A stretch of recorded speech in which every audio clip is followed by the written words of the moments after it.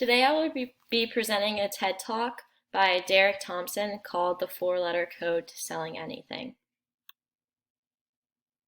So the key to selling anything is to first understand the people who will be buying. Knowing why the consumer likes what they like can help us understand what ideas will and won't work. Derek brings up a psychological phenomenon that explains the question, why do we like what we like? The mere exposure phenomenon is a psychological phenomenon by which people tend to develop a preference for things merely because they are familiar with them. So familiarity is a driving factor in the decision of whether we like something or not. For example, when we seek out new music, we tend to like those with similar chord structures or rhythms to those we are already familiar with or like. Another example of this effect would be that people tend to favor what they see in the mirror over what they see in photographs. We don't favor this version of ourselves because it's our most beautiful, but because it's our most familiar. The overall concept here is that people like new things that are just like old things. But now, how do you balance familiarity and surprise?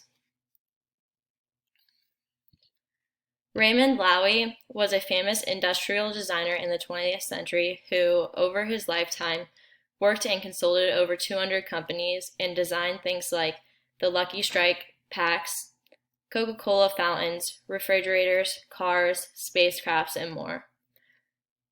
Throughout his experience in this industry, Loewy came up with a theory that is a code for that will generate familiar surprises.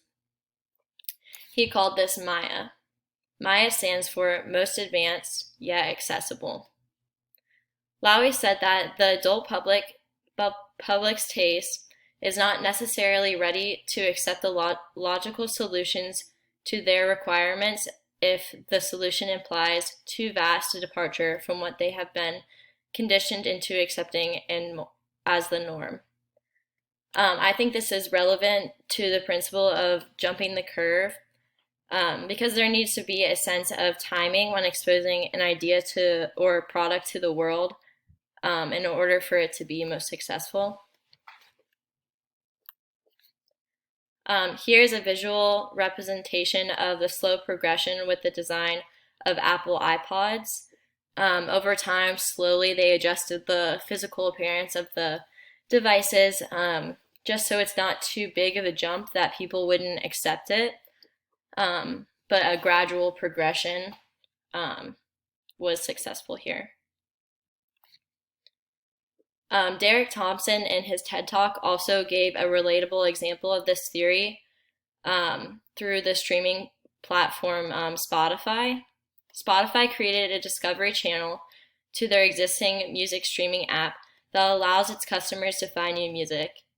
If you haven't heard of Discover Weekly before, what it does is that every week it takes 30 new songs and dumps them onto your phone in hopes to expose you to new songs and artists that you may have never heard before.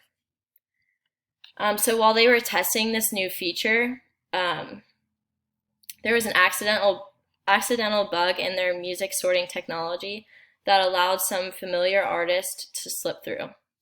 Eventually, Spotify fixed the bug, but they were surprised by the results as the testing of the app continued.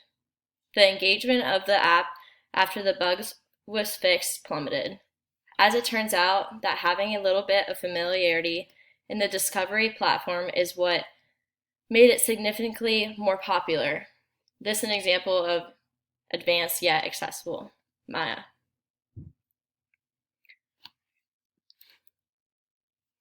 In summary, Derek Thompson did a fantastic job in explaining how Raymond Loewy's Maya theory has been proven again and again throughout history and backed by psychological phenomenons, such as the mere exposure effect. In my opinion, this theory is pretty accurate with the following industry trends and jumping the curve. But I wouldn't necessarily say that this applies to more revolutionary ideas that at first, like the public won't accept them. but eventually over time they will be revolutionary. If this idea of Maya is paired with the idea of the golden circle, like the why companies are doing what they're doing, I think there could be much success in whatever you're trying to sell to the rest of the world. And here are my sources. Thank you.